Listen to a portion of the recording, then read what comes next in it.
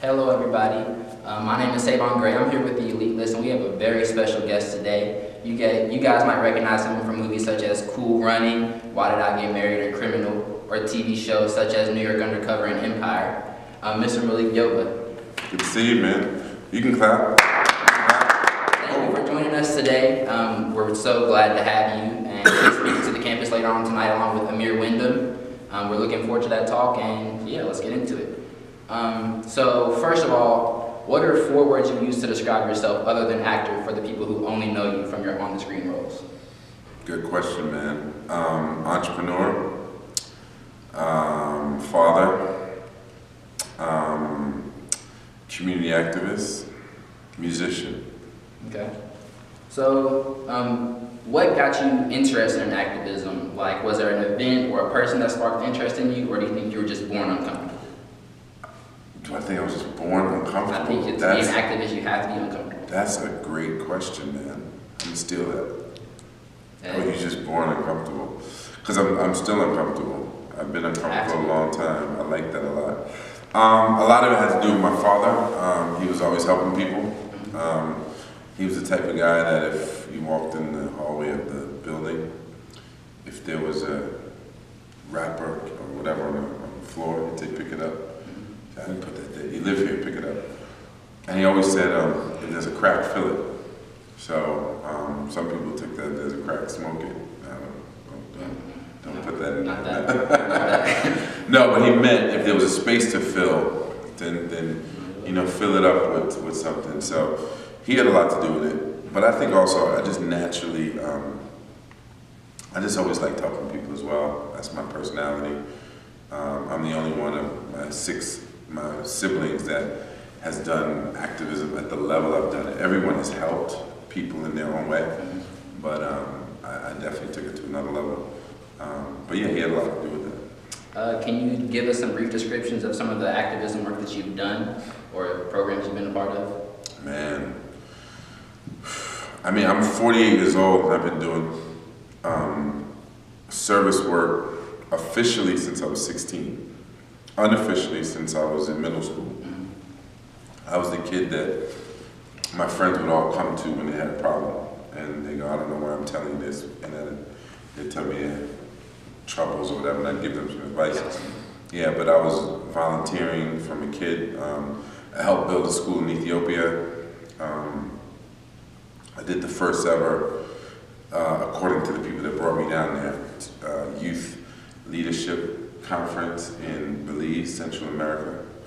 I've done a lot of prison work. And, more recently, a couple years ago, co-founded a company called Iconic 32. And we exist at the intersection of pop culture and social good. So we're activists in spirit, but we're entrepreneurs. So it's a for-profit company that uses film, TV, technology, fashion, art, to engage people in things that matter, to make a difference. So just this past weekend, we produced a book launch called Incarceration Nations. In fact, you guys should invite the author, Boz Dreisinger. Look up Incarceration Nations and invite her down and come speak to the students. So we did a book launch for her, but she traveled around the world and visited four continents, 9 countries, and a first-person journey through prisons. In the context of, we have a lot of conversation about prison reform in this country, but no one's really thinking about it or framing it from the context of a global perspective and how the United States has imported its philosophies around the world that aren't really working here, and they certainly aren't working there. And so, as one example, we did that book launch. We raised a significant amount of money for the Prison College Pipeline program that she created at John Jay College of Criminal Justice. So we do those types of things. We do events, we do branding and strategy and marketing work for companies, organizations, and we create content as well. So I did a little bit of research and I saw that you give lectures titled, Why Are You on This Planet? Can you tell us what the focus of these lectures are or what points you're trying to get across? So that is good research. This kid's all right. I actually haven't done that in time. But that started because before my acting career took off, I was working for a group called the City Kids Foundation. And I would always ask young people, why are you here? Just in conversation, you know? And a lot of times they had no idea. That would be the reaction.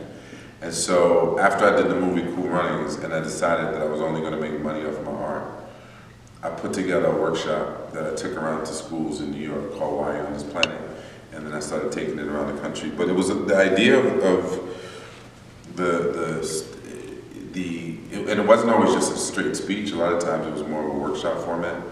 It was to get people to think about that question. And then the one thing that I would add to whatever it was that they decided the answer was, or even if they didn't decide, or it hadn't come to them yet, sometimes things are decided for us. I would tell them, no matter what it is that you do, make sure you're always of service to people. And so that was the basic purpose. Major key. Yeah. Key. So this might be a bit of a personal question, but you're an activist. I would maybe consider myself an activist, a starting, beginning activist. How do you keep yourself in good spirits when time after time we see history repeat itself when it comes to the treatment of African Americans in this country? That's a great question too. I think that you, number one, have to remember that it's a marathon and not a sprint. And although history does repeat itself, things aren't where they began. You know, I have the opportunity to sit with people like Harry Belafonte, just like you and I are sitting. And actually yesterday was Harry's birthday. I gotta reach out to him. He turned 89 yesterday. Gotta reach out to him. But he's an amazing person to sit with who can give you context and say, this is what it was like in the 1940s, the 1950s, 60s, 70s, all the way up to today. Or John Lewis, people like him, who also happens to be a Sigma, as I'm a Sigma. And John, you know, will talk about it all the time. You know, he can't believe in his lifetime. You know, he was on those bus boycotts. He was getting his head beat in. And in his lifetime, he's seen a black president. So, as a result of the work that they did in the 60s, right? So, I just think that, or if you remember, the last shall be first, you know, scripture, right? So, I just think that knowing that it's a marathon, and if you've had energy moving in a particular direction for 400 years of thought, the collective consciousness of millions of people saying, it's this way, to get it to move in another direction is going to take a lot of time. So I just think that you, number one, know that it's about stamina, and it's not a quick fix. Rome wasn't built in a day. Right. Change is not going to happen like that, yeah. So, in 1994, the New York Times named you one of the 30 young artists under the age of 30 who will change American culture in the next 30 years. How do you feel like you've changed the culture in the past 22, and what are your plans for the next day? Because that 30 is coming up. It's crazy. Yeah, it is, man. That's pressure. You know, there's been many ways that I've looked back at that quote from the New York Times article, and there's been many people who have come to me over the years, whether it's, you know, I was doing a movie in Turks and Caicos.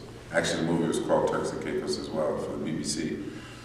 And I was playing a cop and a local police officer.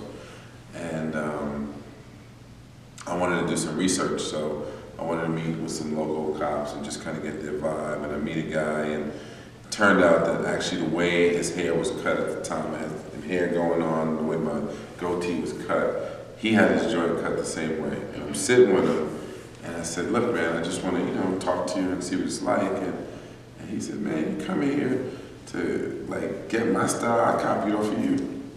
So that's one example, right? And that dude was in his 30s at the time. This was about 3 years ago. Or I was in South Africa in 1996, right after apartheid ended. And a 65-year-old white woman says to me, her 13-year-old grandson wanted to be like me because of the role I played on New York Undercover, which was huge. at that time to hear that. So, I mean, those are two examples, but there are many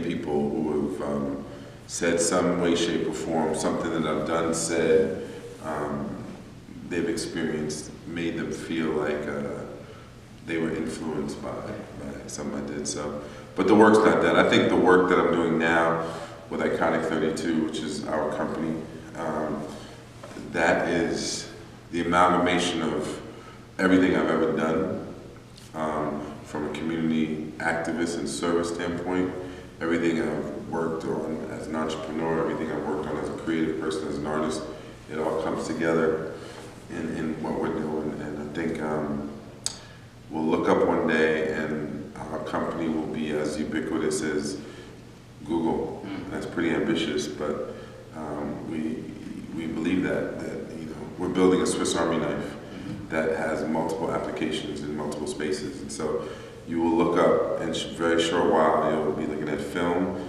you'll look at athletic wear, you'll be looking at some technology, you'll be looking at books, you'll be looking at podcasts, art, and some way, shape, or form will have our finger. Yeah. Well, and that's all done through partnerships. It's not like we're a bit schizophrenic, but the key is to connect with people who share your passion, who are looking in the same direction as you, who have their own skill set, see how you can collaborate and cross-pollinate, and then everybody wins. And that's how you do it, not by trying to do it all yourself. You heard it here first, y'all. Malik Yoba is taking over the world. Thank you guys for watching, and thank you for letting me interview you as a